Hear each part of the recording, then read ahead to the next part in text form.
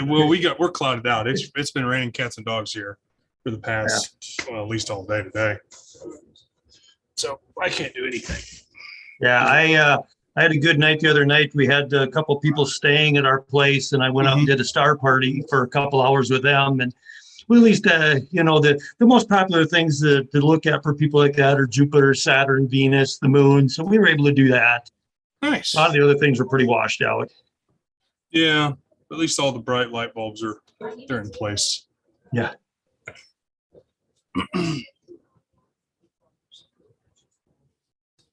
Now, do any of your visitors like to do astrophotography, or do you even try to help them, or do you just strictly do visual?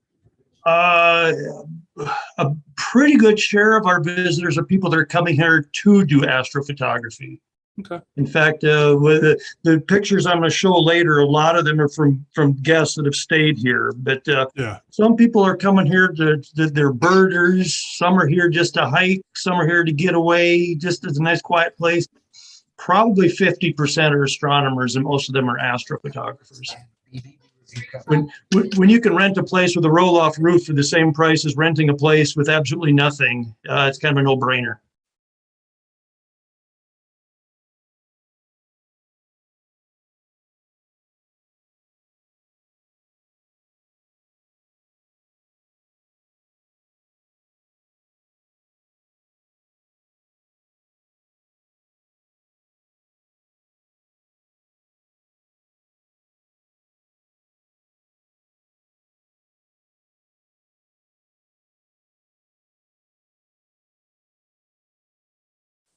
So far we have Eduardo Simone.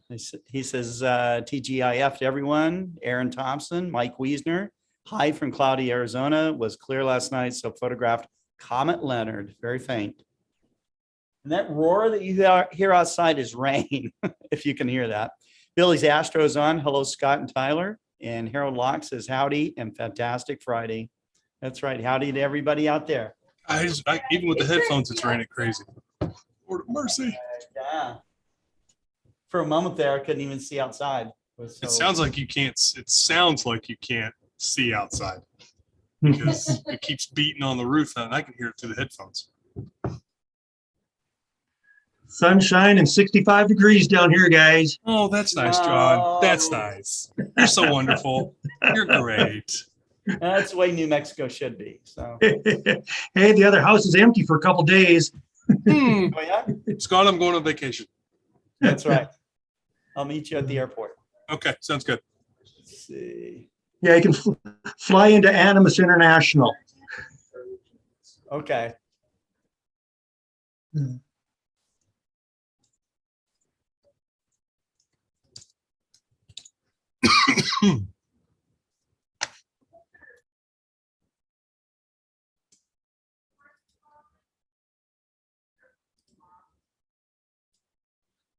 You keep a Facebook page going, John? Yeah, my wife keeps a Facebook page, an Instagram page, and we have our own website. So that's her primary portion of this, and dealing with the reservations. Mm-hmm. But and then I get to do all the maintenance and the cleaning and all those types of things, and star parties and all that. So we both have our thing. So you do all the grunt work. I do the grunt work. Well, we used to own a campground. It was the same way there. Yeah. So maintaining one place is pretty easy compared to a campground. Yeah.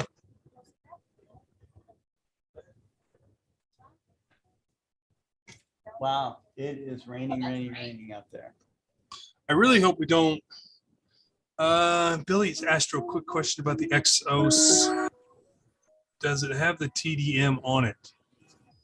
Exos 2. No, it does not. But you can put it on there, though, I believe. On October 20th, 2021, dozens of astronomers gathered near Las Vegas.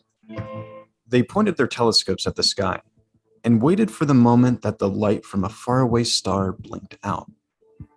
It was an event so minuscule, it would have been easy to miss. Yet the data gathered by scientists from those few seconds helped contribute to the success of NASA's Lucy mission. As the astronomers observed the star, it appeared to blink out as asteroid Euripides passed in front of it. Euripides is one of 7 Trojan asteroids Lucy will visit over the next 12 years. The Trojans are clustered in 2 swarms that orbit the Sun at the same distance as Jupiter, though they're as far away from Jupiter as they are from the Sun. These asteroids are remnants of the early solar system, and by analyzing them up close, scientists can hone the theory of how the planets formed and ended up in their current locations. As Euripides eclipsed the star, a phenomenon scientists call an occultation took place, whereby a shadow the size of the asteroid passed over the region. The best known example of an occultation is a solar eclipse, which occurs when the moon passes between the Sun and Earth, blocking the Sun from our view. Leading up to the occultation, astronomers predict the asteroid's shadow's path across Earth and set up dozens of telescopes along a line that's perpendicular to that path. Spread out under the asteroid's shadow, they count the seconds the starlight blinks out as the asteroid passes in front.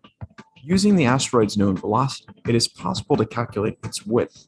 By observing multiple occultations of the same asteroid, scientists can catch different sides of the asteroid and combine their 2-dimensional silhouette projections into a 3-dimensional shape model. Observing an occultation is one of the most reliable tools scientists have to gather information about Lucy's target asteroids and prepare for flybys of each of the mission's targets. The team will continue to observe occultations until Lucy's last flyby of Patroclus in 2033.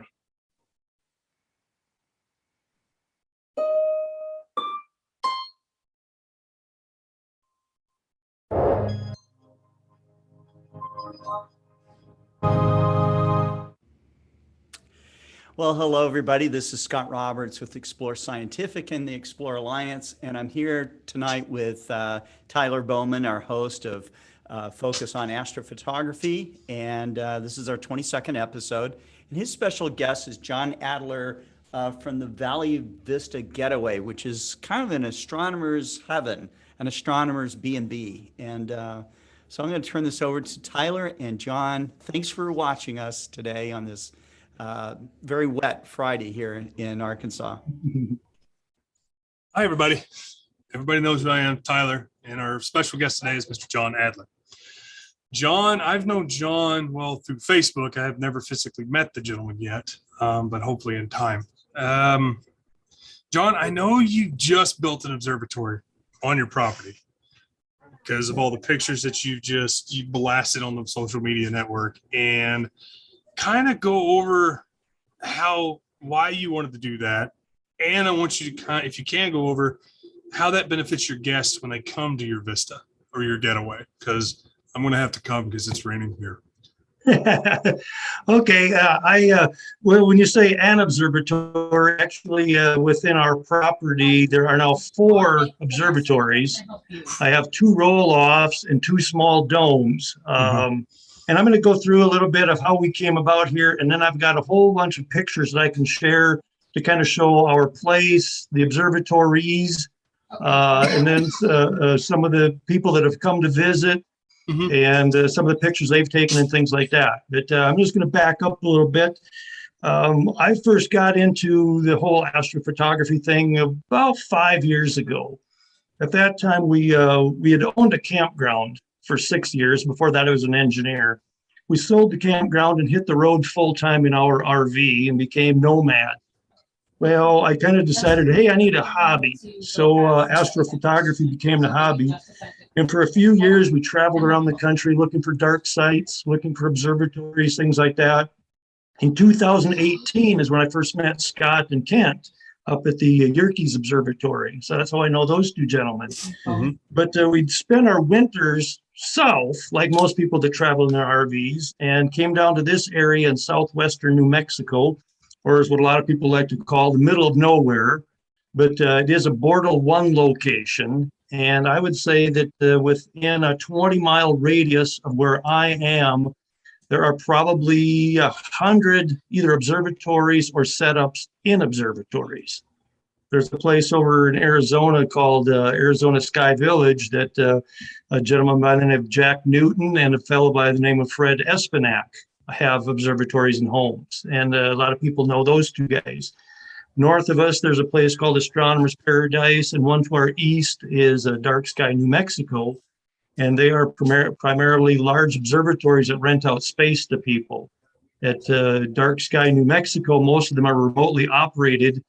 I think the last time I talked to Michael over there, they've got something like 30 rigs set up being controlled in somewhere around 9 or 10 different countries. So like I said, we came down here a few winters, and then about 3 years ago, we saw this little house for sale. And we kind of thought, well, you know, it'd be nice to have this little house to spend our winters in and then still travel in the summertime. So we ended up buying a little house and did a bunch of projects. And one of the first projects was the first roll-off observatory that I built. And the plan was that we were going to travel in the summertime and then rent out the house when we were gone and then come down here in the winter. In 2020, we had probably 6 or 8 reservations that people had made, and then COVID hit. And one by one, all of our reservations canceled, which was probably okay because we ended up not leaving ourselves. So we stayed in the house. But then the plan was, well, we'll get back to somewhat normal and start renting out the place.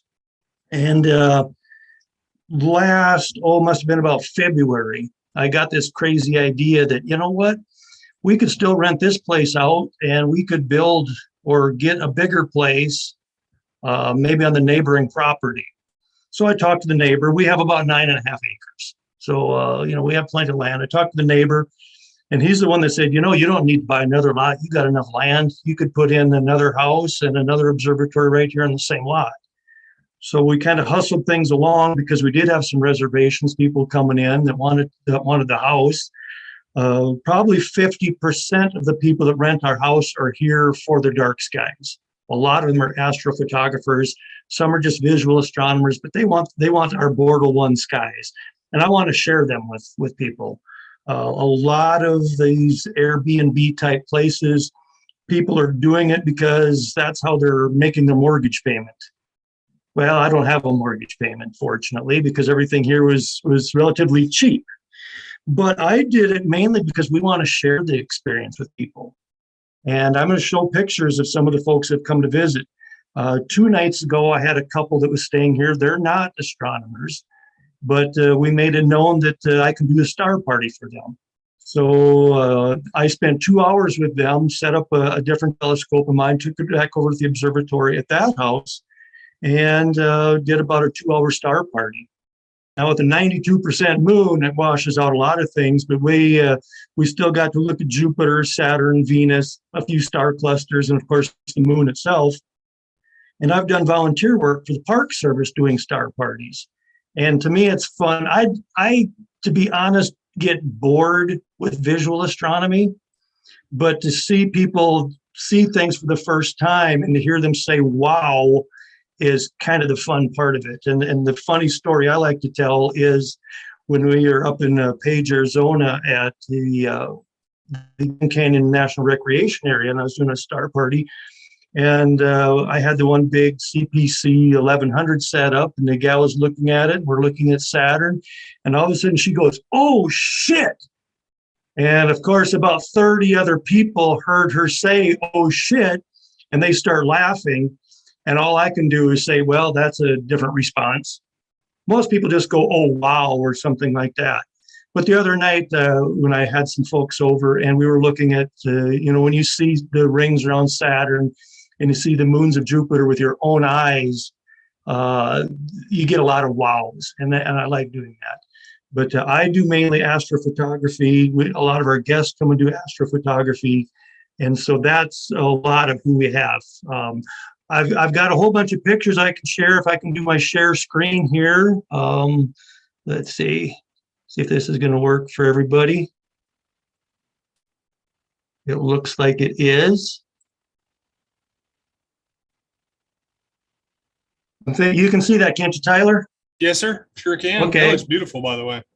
That is our view from up here on our property, looking towards the west, naturally towards the sunset. Is it pretty flat where you are? I mean, I would assume it is, but it's flat both directions from us, but these are the Chiricahua Mountains off to the west, about 10 miles. So just between those mountains and us is the town of Portal, Arizona, and that's where Arizona Sky Village is located. So we're relatively flat here. We're kind of up above, partway between us and the Chiricahuas is the San Simon River. And you kind of laugh when you call it the San Simon River. I've seen water in it twice in 4 years. But there is the San Simon River Valley down below us. We're probably maybe a couple hundred feet above that. We're at an elevation somewhere around 4,200 feet. Some of the mountains over there are about a mile higher than we are. But then off to our east, we have the Peloncillo Mountains, which are nowhere near as big. Over in the Chiricahuas, there's a place called Cave Creek Canyon, and a lot of birders come down for Cave Creek Canyon. But I'm just going to go ahead. This is the house. This is the little house that we bought. It's only 400 square feet. But after living in an RV for several years, we moved into this. It seemed that's a big really, place. yeah, it seemed quite spacious, and it worked out really good for us. And you can see the observatory I built there. And I'm just going to go through a bunch of these pictures relatively quickly, just so people can kind of see what the house looks like. This is the house that we now rent. When we bought it, it was still up on the axles, and it was about 8 inches higher.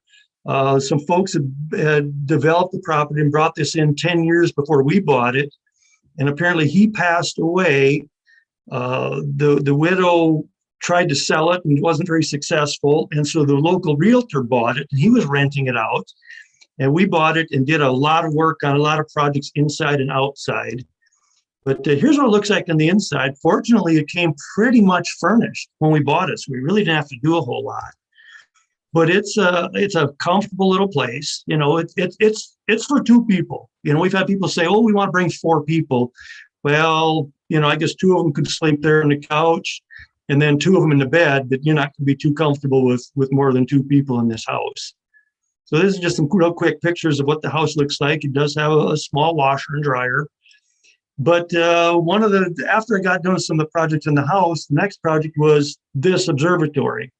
This one is 10 by 12 feet. And I came up with the design. You know, I stole ideas from different ones I looked at. These are a couple of pictures of the finished product. I'm going to go through, there's a bunch of pictures of, you know, what it looked like during construction.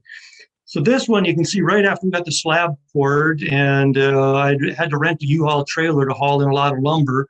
Our motor home is sitting there by the house, and a little shed on the property. But just kind of going through, like I said, I came up with the design. I probably overbuilt everything. It's 2 by 6 walls and 16-inch spacing, which is more than adequate. But understand, I was an engineer for over 20 years. John, how big is that slab of concrete? What's that? How big is that slab of concrete? The 10 by 12 foot. Okay. It's a 10 by 12 slab, 6 inches thick. The only thing that I had to hire someone to do is pour the concrete. I've got a guy that has poured the slabs for me. But I did 2 by 6 construction. A 2 by 6 is 3 times the strength of a 2 by 4 when it's basically acting as a wall or a fence. Because once you take the roof off, it's no longer a frame. It's basically 2 fences with a big gap in between. So I overbuilt everything. And I'm just going to go through here. You can kind of see a little progress being made. This was in summer of 2019 when I was working on this. And you can see, yeah, we did get a little rain down here once in a while. Right now, Scott, it's not sunny and 65 degrees down here. Nice. Wind, the last time I looked, wind was 7. We did have 30 mile an hour the other night, but it's pretty nice now. But you can just kind of see as I'm working through, and I got it partway done. I thought, well, let's just see how my telescope fits inside of there. So here was the one scope I had. Nice. The way I came up with the 10 by 12, there's an RV park not far from here called Rusty's RV Ranch. And some of the RV sites over there do have a concrete pad you can set up on. Oh. And that would happen to be 10 by 12. And I set up 2 telescopes on that 10 by 12. So that's how I came up with, well, I just 10 by 12 is big enough, even though, of course, I lose some by the time you put in the walls. The 10 by 12, I can fit 2 scopes in there. There's the rafters that I came up with and put together. And here you can see the little stub walls. The wall to the south is 6 inches shorter than the wall to the north, just because of the way equatorial mounts aim. And I can shoot down to, and that's the Peloncillo Mountains off to kind of the north and east of us. But I can shoot down to, but somewhere between 10 to 12 degrees above the horizon, which is very rare that I want to shoot that low. But I have shot the Omega Centauri from here. This observatory is not going to blow away. That thing is. It's not going to blow away. No, I could have used my engineering skills and come up with something much lighter weight. But at one time I did a price comparison. And if I did 2x4 walls versus 2x6 walls, the price difference for the entire thing was about $200. And I thought for $200, I'm going to make it stout. So I did. But you can see the little stub walls that sit on top. And then you can see I start putting the rafters on top of it. And little progress. Finally got the roof put on, or the roof, and then the metal roofing on. And there you can see what the inside looks like. And I've put a couple shelves in the one corner. I have a little flip down shelf in another corner. I did all the wiring, put the conduit in to get it powered, did all that myself. But those shelves there, one usually has a computer sitting on it, and I can hook into the computer or into the mount, cameras, everything else. In the far corner behind this, I've also got a little flip down shelf that you can use. So there are times I'll have 2 laptops going. And we ended up, I got it done to about that point. Well, then we were gone for 2 months to go do our volunteer work. After getting back, it's like, well, you know what? That's great. I've got a roof, but the roof doesn't move. So started digging holes and put in the supports for what I call the outrigger. I'm not sure if that's the best term for it, but you can see I'm going through the construction. There you can kind of see what the rollers and the track look like that this thing moves on. And so I spent a little more time and there a little more progress. Hey, finally got a roof that moves. You know, that's a major step, is having a roof that moves. So John, my question is, how did you get the rack system on the roof that was already stationary? Well, that was the tough part, because I basically, when I left it, I left 2x4s sitting in between there to act as spacers. Mm-hmm. So it was already in place. But then it was a matter of going in and lifting up on the roof and putting the track and the rollers in. And that was a tough part, because the track wasn't so bad to put the lag bolts down into the header, but to put the bolts up into the little stub wall to hold the rollers in place was a little bit tricky. And so when I did the second one, I didn't do it in that order again. But that was a little bit of a learning experience. But there, it's pretty much done there now. You can see that we've done some landscaping and things around it. There you can tell again that there's room for 2 mounts in there. And when you have 2 10-inch reflectors, one's the 1200 millimeter focal length, there's 1000 millimeter astrograph. You put two 10-inch reflectors in there. That doesn't give you a lot of extra room to walk around, but it does work. Now, when they're slewing, a lot of times I like to be real close by when they're slewing. If they happen to cross paths, I'm not sure. I've never seen them get close enough to touch, but I'm always kind of nervous about that. This is what I call my wall extensions, and I've got both an inside and outside picture of that. Down here, we do get some winds, and a lot of times, or a real high percentage of our time, the wind is out of the south. This is the south wall. If I'm not shooting very low and I've got those big tubes sitting up in the air, I can extend the wall by about 16 inches by putting these little things in place temporarily. And it blocks a little bit more wind. I can still open and close the roof when these are in place, but I can't put these in place once the roof is closed. So the roof has to be open to put these in place. But they just extend that wall up about another 16 inches.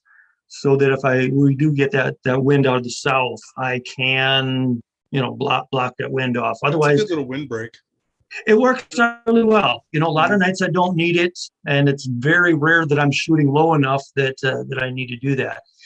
I do have limited visibility to the straight to the east and straight to the west. The door or the wall with the door in it, that is on the east end. So the roof moves west. But the way I kind of figured is I've got really good views to the north and to the south. If my view is blocked to the east, say there's something straight east and I'm blocked, I figure in 2 hours it's going to be up high enough that I can see it. You know, so you kind of plan ahead a little bit. You don't shoot something that's very low. And same thing with to the west. No. How high would you say? How high would you say on your door side? How high is that top peak if you had to guess? That top peak is probably about 8 feet. I think that very top peak is about 8 feet because that's a standard 80-inch door. So it's probably about 8 feet. Off to the one side, I put in these little paver blocks and a little pad, which comes in handy once in a while. There's been times I've set up a smaller scope out there, especially like when we had the comet Neowise last year, and it was in such a position I couldn't hit it because of the wall. I could move a scope out there, but that little pad has come in handy a number of times for people that bring their big Dobsonians, and there's a couple pictures of that. Next to the house, as you can see in the one picture, you saw where our motorhome is parked. We actually have on this is an older picture. This is a spot where you can park an RV. We will rent out the spot here for someone in an RV. If they want to park in their RV and use the observatory, they can do that. I'm kind of hesitant to do that because I'll be honest with you, we get a lot more money by renting out the house. The house brings in, 3 times the money is what an RV site does. But there is a spot for an RV. We have both a 50 and a 30 amp plug-in. In fact, there's our RV parked in that spot. When we first bought the house and we're working on projects, we actually lived in the RV for a little bit longer. And so there's plenty of room there. And then you can't see it on this picture, but to the right of this RV belongs to a good friend of mine that came down and visited for a few months last year. Both RVs were parked there. He had his, and he stayed here for a few months, and we shared the observatory. That's cool. So I had to take out one of my telescopes. So he had his telescope in the observatory, and he takes some fantastic pictures. He's one of these guys that I like to say my stuff is pretty good, but then Chris shows something, and then I feel kind of bad. But so he came and stayed. And I think he was still here about the time that we decided, let's look into adding another place. This is a new addition. I bought this little next dome used a number of months ago right now, and it's sitting back kind of by the roll-off. Right now it's sitting empty. I have nothing in it right now. The intent being that I will put something in there and kind of keep it in there just for those times that people maybe don't have a telescope, but then not have it in the way if they have telescopes in the roll-off, that I can keep something in there to utilize, or just for the star parties and things like that. But the little next dome, it's pretty tight. I mean, that's only a 7-foot dome, 7-foot diameter. So like I said, right now it's sitting empty, but when I bought it, there was a 12-inch Schmidt sitting inside of it. And I bought both those things, and now the Schmidt is over at the other property. Maybe these are put pictures. An Exos 2 PMC8 with a Explore Scientific 102 in that one, in that little next. Yeah, there's a lot of things that would fit very nicely in there. Just send them out, and I'll take good care of them. This is one of our guests that stayed here a while back, and the little scope that he brought with him, and that's his refractor. But he did have a solar scope about the same size that he put on there. Plus, he had a 20-inch Dob that he had sitting outside. But he came down here and stayed for just about a month. And he kind of liked having that roll-off roof, So at the end of the night, you just pull the roof shut. You don't have to worry about if it rains, if it gets windy or anything like that. Here's one of the other guys that came and stayed with us for a month last year. And he had this Dob sitting out in the pad. Inside, he had, I think, about 3 different binoculars, and he had a 12-inch Schmidt sitting inside the observatory. So he was here, like I said, for about a month doing both visual and astrophotography. This is a couple that came and stayed with us, not astronomers. But at that time, I had the big 12-inch Meade sitting in the roll-off, and did a star party for them. And they, a lot of folks, and I found this when I did star parties up at Glen Canyon, a lot of folks have never looked through a telescope, and they don't know what to expect. And that's what's always kind of fun, is when you share something with them but explain to them that, okay, we can look at the Orion Nebula, but it looks nothing like the pictures that you've seen. But they stayed I think they were with us for about a week, and they were mainly here for the hiking and going over the Chiricahuas, but I did do a star party for them, and that's them standing next to that. Another astrophotographer that's been with us a couple different times, came down from Phoenix, which is a few hundred miles away, and this is his setup. And I think later in some of the pictures, you'll be able to see some of the pictures that Brandon has taken, but this is what he had set up. And they were here for a few days in September, right around Labor Day, and the weather wasn't real cooperative. So they came back, and they were here a week or so ago and spent pretty much a week and had better weather this time. And here's just another scope from one of our visitors. So you can kind of see that, people come, and on the wall there's a TV on that wall that you can if you bring your laptop, you can plug into that TV and use that as a big monitor. In fact, I have, out of the 4 observatories, I have either 32 or 40-inch TV set in all of them that I like using it for when I'm focusing and things like that. Rather than looking at the little screen on my laptop, I can just plug in and get a bigger view of what I'm looking at. And if you want to do the assisted electronic assisted astrophotography, there's TVs with HDMI cables that you can plug into, and I think they all actually have the old style computer cable in them too. Now these are just some example pictures. These are pictures that were taken most of these were taken from guests of ours. The ones that I took myself, I'm going to brag about and say, hey, I took this one myself. These are just, sample pictures that we're taking here on site. That's one I took. This is the bubble nebula that I took a while back. And Andromeda Galaxy, I don't remember which of our guests took this. Some of these I don't remember. I think that's the shark, isn't it?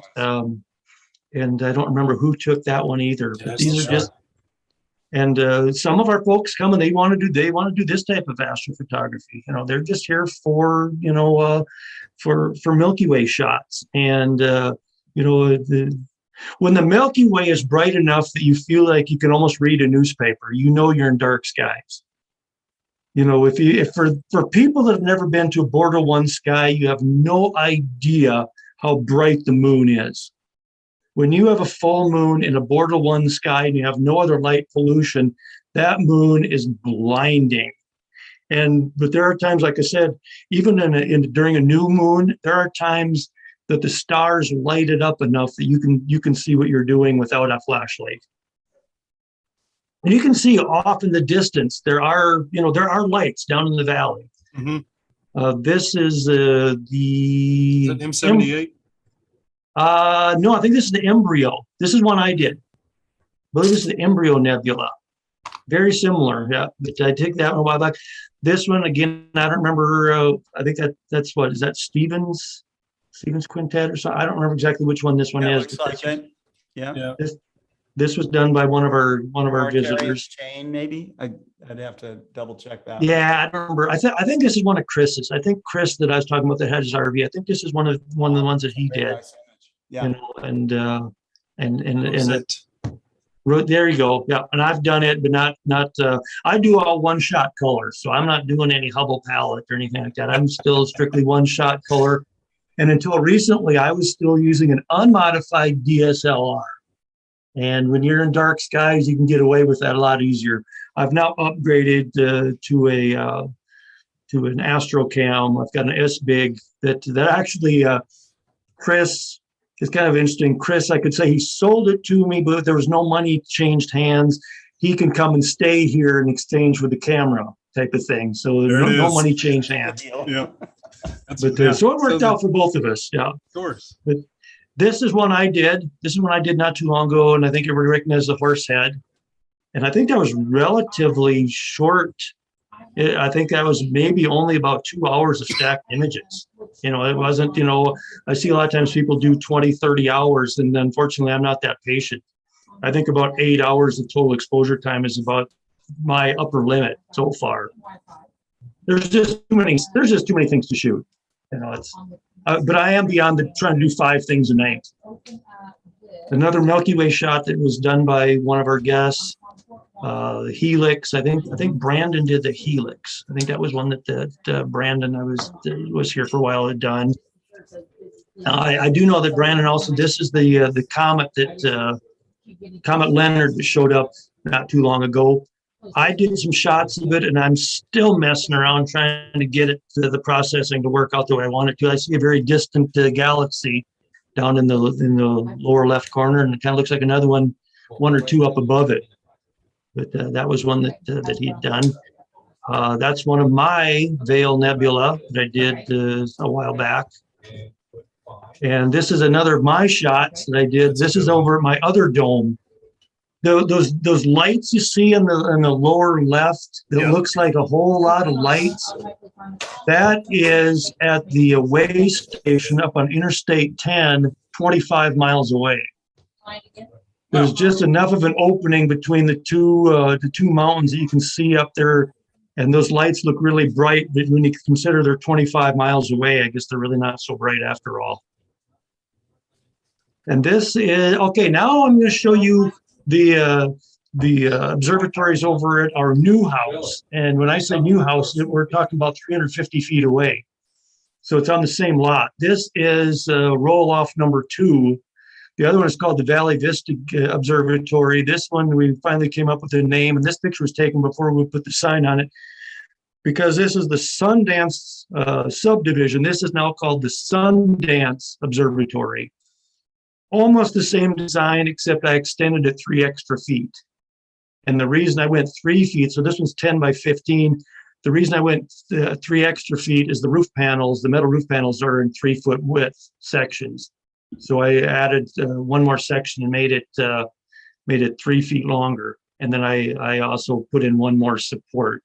Again, overbuilding, but overbuilding beats having to pick it back up off the ground. It beats underbuilding. That's yes, for sure. You know, as an engineer for 25 years, and you know, I designed bridges and inspected bridges, you know, and you look at some of those railroad bridges that have been around for 120 years. There's a reason why they've been around 120 years, because they overbuilt. That's right. But you can see that, and again, I've got the two scopes inside of there. And then this is the dome. People are going to hate me when they hear about this dome. You can see it looks like it's been kind of repaired. And this is an 8-foot Explora dome. But this was saved from the trash by a guy I know a few years ago. And he had it over at his place. And a couple of years, 2-3 years ago, he was talking to me. He said, you know, I'd kind of like to put that up there, because he saved the dome and those roof panels. And I think if you went out and bought all that stuff, you're probably looking at $3,000 or $4,000 sitting there. He saved it from the trash. Well, in between times, he passed away. And the guy that bought the property after it got sold, I met him and asked him about it. And he said, I don't want it. I said, how much would you take for it? $100. So I bought that dome. I had to do a little bit of work on it, had to replace the rollers and thing on it, but I bought that dome and that roof section for $100, built the building and put underneath it. And so now I have a roll off, and there you can see where they are in relation to each other. That's over at our other property. Now I have a walking path that connects basically all 4 observatories. So if somebody's over at the other observatory and I see them down there, I walk down and see what they're up to. No, John, I want to say something here. Not only do you have an incredible quality of life, but you've added to that financial freedom. Okay. You are recycling things that other people would have just rather let it go to, go to a level where it's just trash. Okay. Certainly that observatory dome might have just sat there and decayed and fell apart and all the rest of it, and this is beautiful. This is absolutely beautiful. You're living the life that others just dream about. Okay. And, you know, and when you guys want to, you can pick up and hit the national parks. You can do anything, you know, and, I love it. I love it. And this is something that for all of us that overextend ourselves, add the burden of all those financial worries and all the rest of it. This is really amazing. Yeah. Well, one of the things, Scott, that is kind of fun is that just about every piece of equipment I've got, I bought used. Mhm. And my friends around here like to give me a hard time. The one mount that's sitting in there, the one I picked up just over a year ago is an old Celestron CGE. And I'm not sure how many people are familiar with that. They were about a $3,000 to $3,500 mount when they came out. Right. I bought it for $600. Yeah. It's So there you $600 for go. it. There you And go. I think the guy that was selling it had some problems with it. Well, I got it here, took it apart, tinkered with it, greased it up, did some work on it, and now it's working good. And that's what I'm using. It was only within the last couple of years that I started guiding. I was shooting unguided using that CGEM and DSLR up until not really that long ago. But and the funny part is, you know, I kind of hesitate saying it, but I've got the money in the bank. I've got enough money that if I wanted to, I could go out and buy big rigs. But to me, there's a certain amount of I told you so, or a certain amount of pride of being able to do it with a rig that costs a couple $1,000s instead of $50,000. Absolutely. And then, like I said, you know, the observatories I built, other than having someone pour the concrete slab, I did everything by myself. I even, you know, buried the electrical conduit to run conduit to it, to run the power. The one over at the other place was actually I strung two conduit. One was empty. Well, now it has a DSL line that goes from where our internet service is over to the observatory. These two observatories on this property are connected by an empty conduit. So if I ever want to run a DSL line between the two, I can do that. But I'm sure open for any questions or anything that people have. I've done all this talking so far, which is not my normal.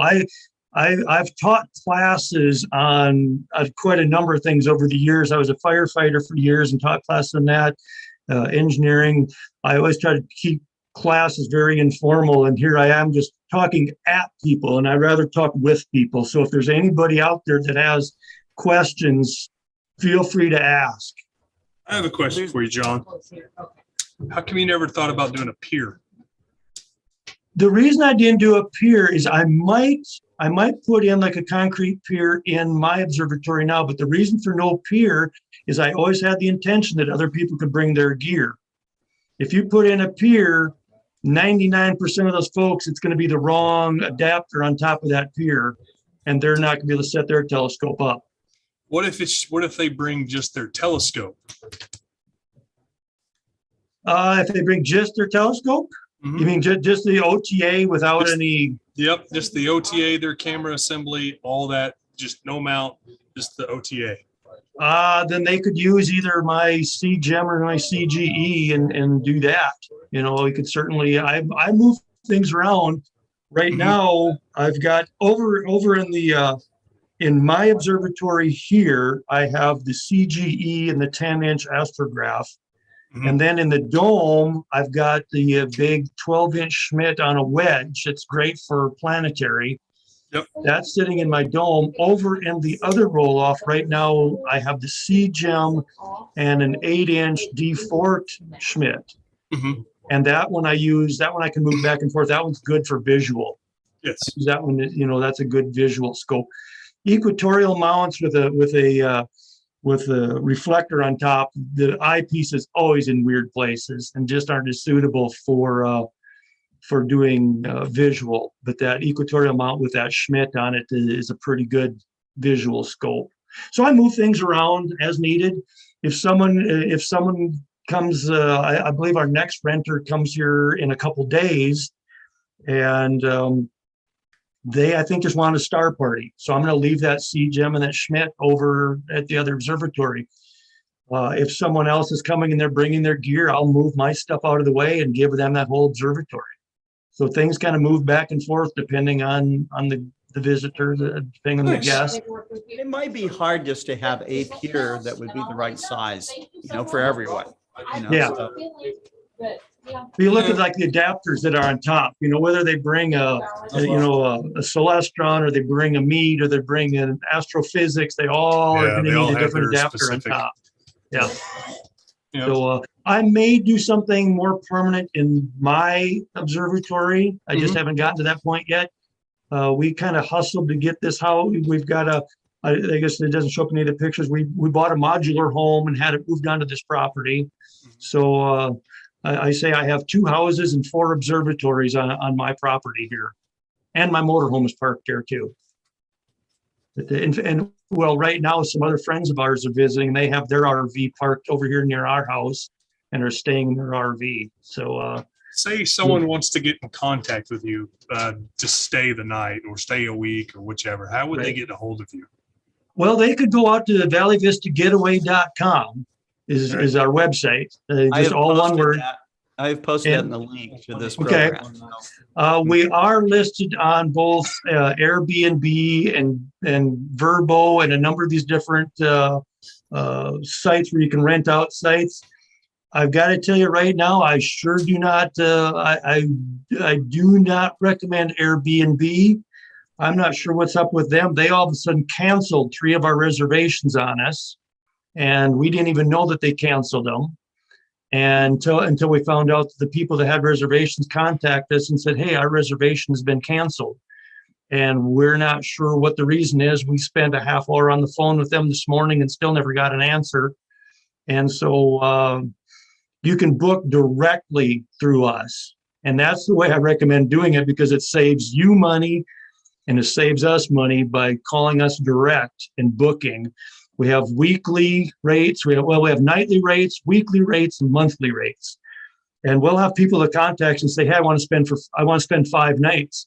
And I say, you know what? If you spend a week, it's cheaper. We'll tell people, a weekly rate is actually less than if you stay 5 nights. I'm looking at your schedule. You're booked for 4 months, basically. We do not have a new moon available until next, I think, July. New moon is booked.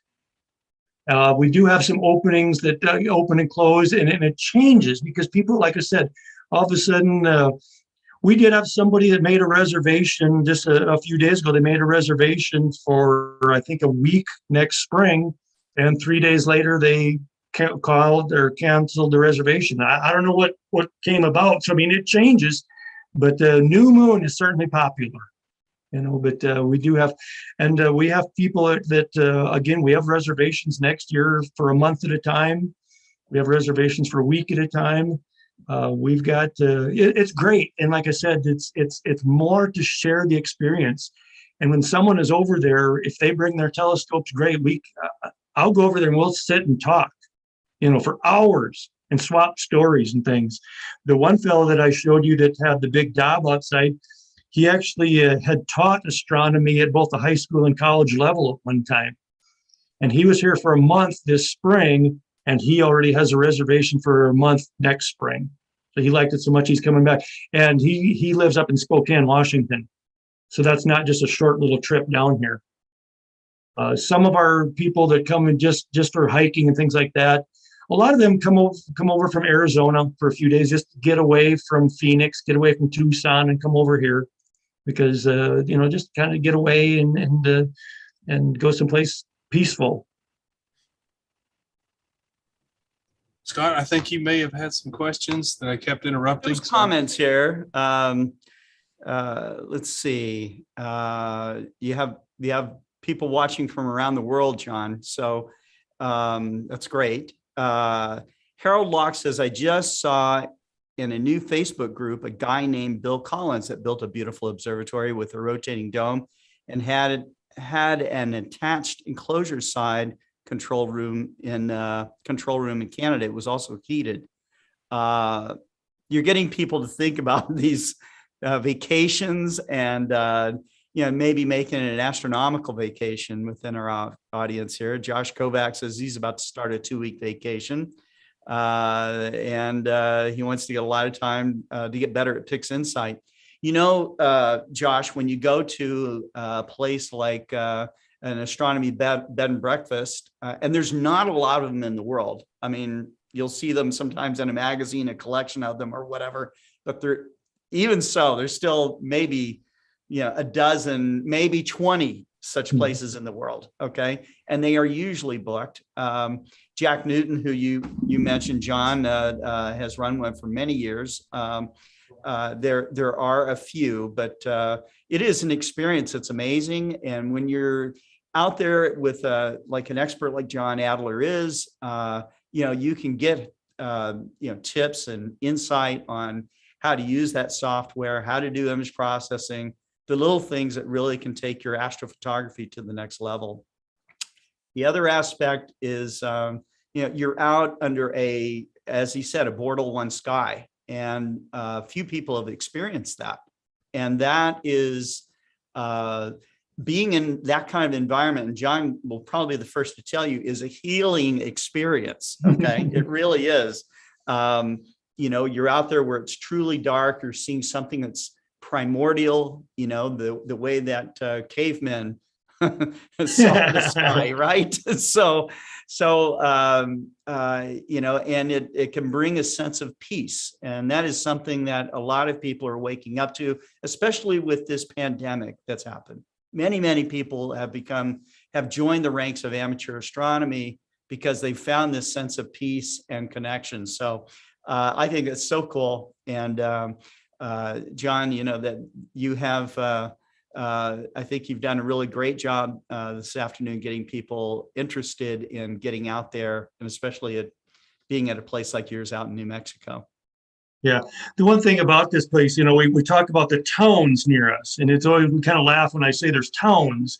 Well, there's 3 towns within 15 miles of us. And I think if you add up all 3 towns, it's somewhere around 600 people.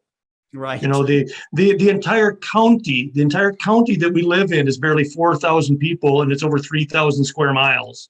Mm-hmm. So other than, my nearest neighbor, I kind of jokingly say my nearest neighbor is me. I got 2 properties about 350 feet apart, and off from the rental property, it's probably 500 feet to the next neighbor over. Right. When you're up here, and like I said, we're up above the valley, and you look down the valley, you see a lot of lights, but one light here and one light there don't do a thing when they're 5 degrees below the horizon, and you're looking 20, 30, 40, 50 degrees above the horizon. Those few little yard lights don't do too much to you. And the road that goes past us, there's 4 more houses beyond us, and then it's a dead end.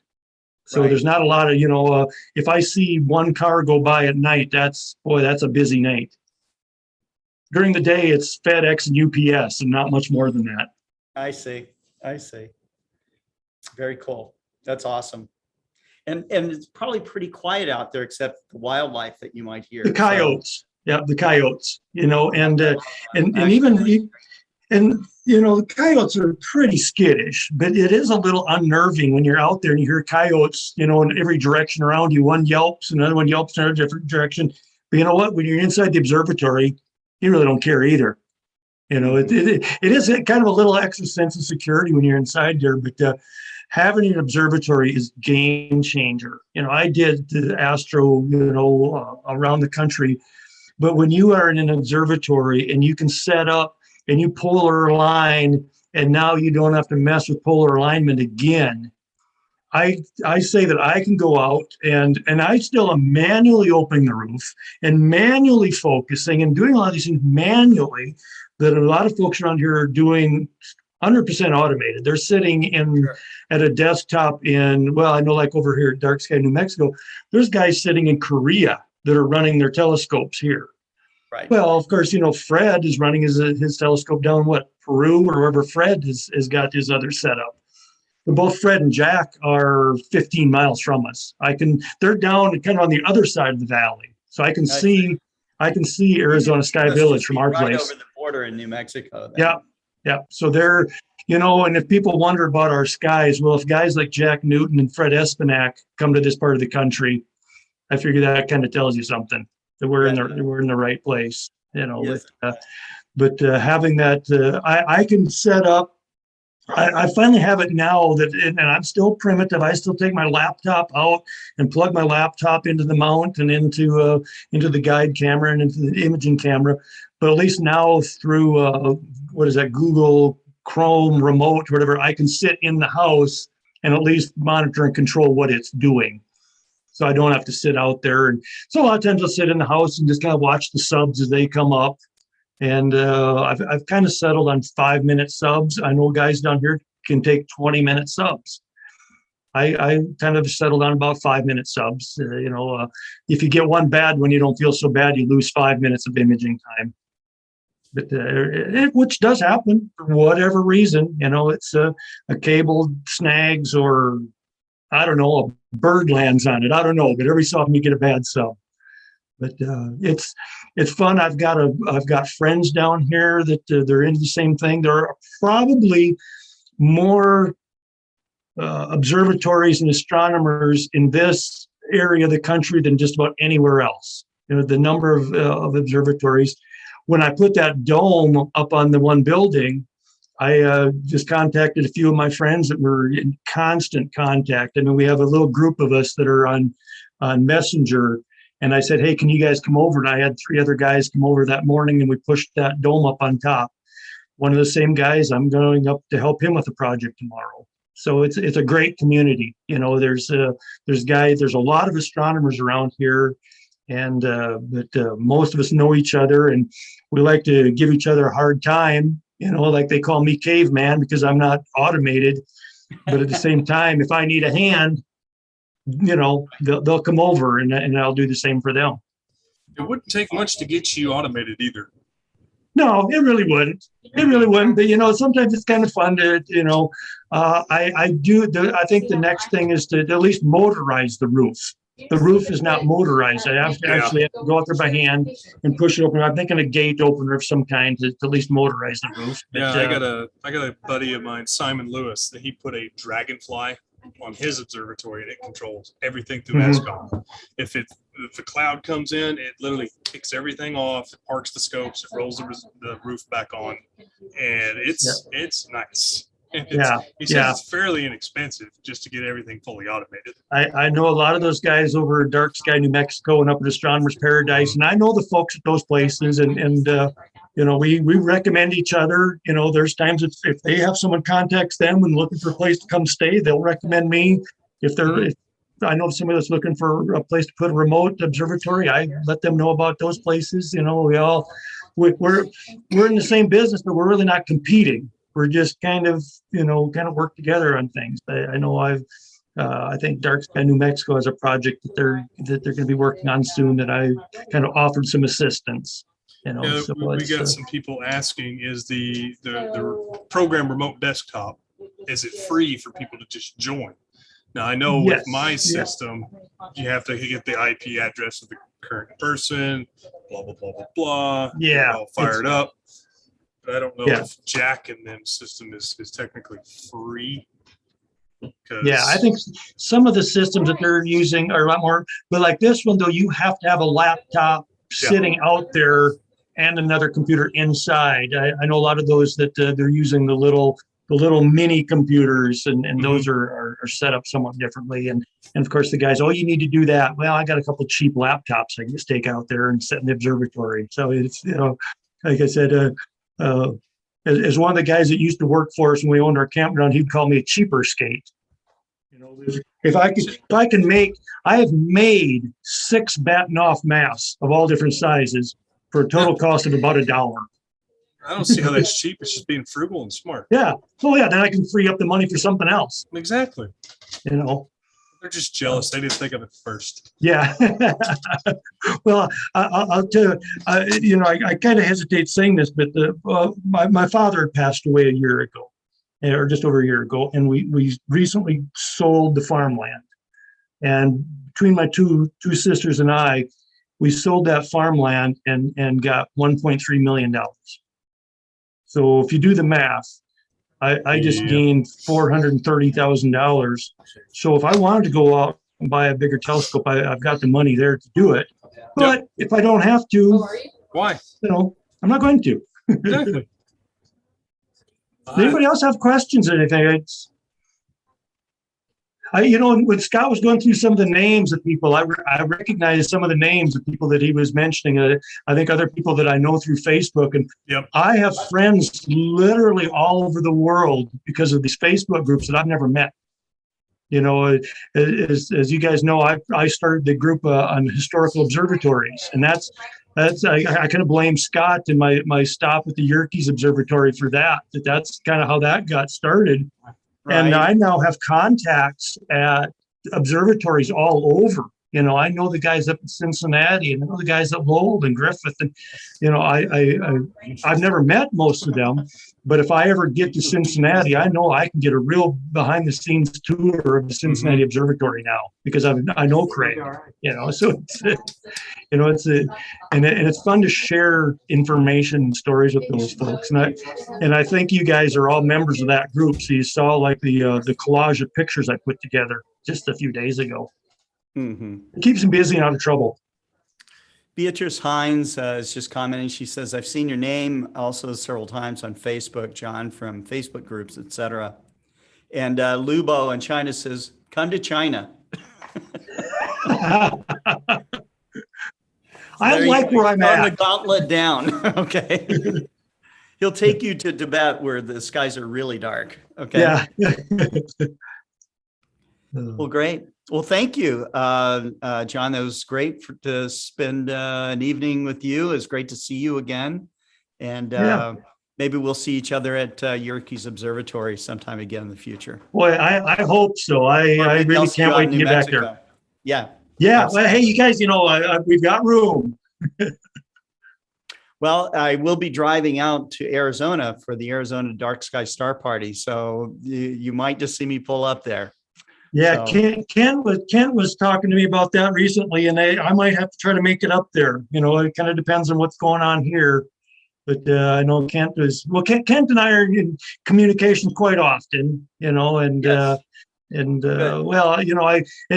of you guys, at least Scott, you and Kent and I have met before. Tyler, I've never met, but we've had quite a few communications go back and forth. But I'm really glad that I stopped at Yerkes when we did this Starlight Festival up at Yerkes back 3 years ago. That was a great event, and I met quite a few people that I'm still in contact with now because of that. Great, that's awesome. I'm glad it's been it was a source of connections for you. So that's awesome. Yeah. Well, I think that's.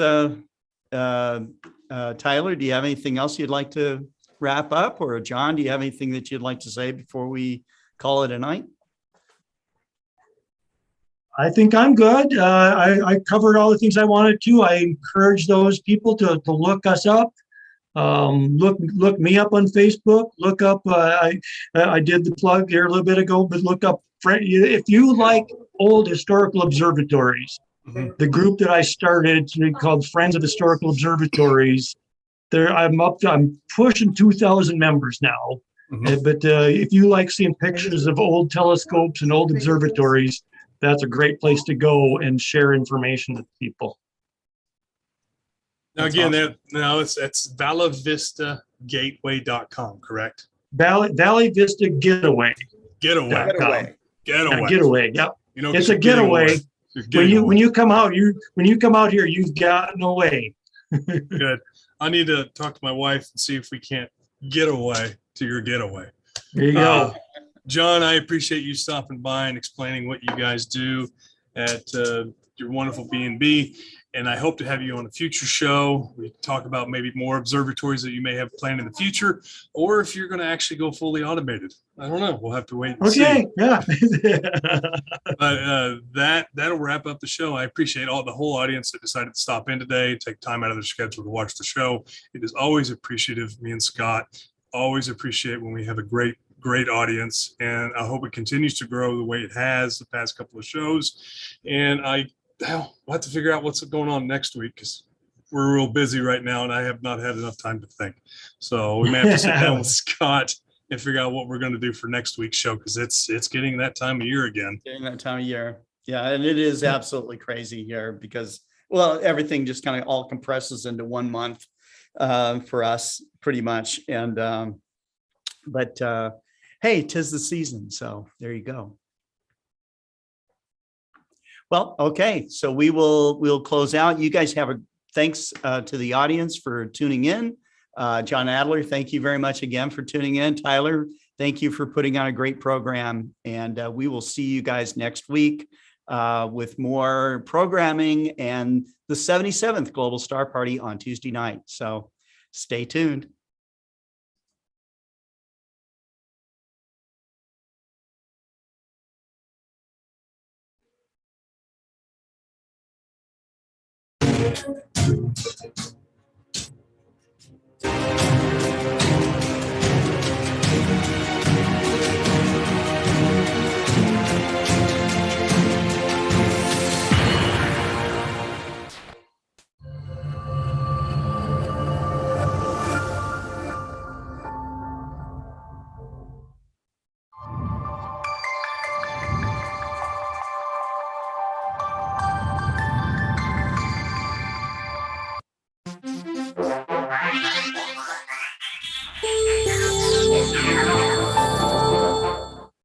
COVID-19 vaccines are safe and effective at protecting you from COVID-19, especially severe illness and death.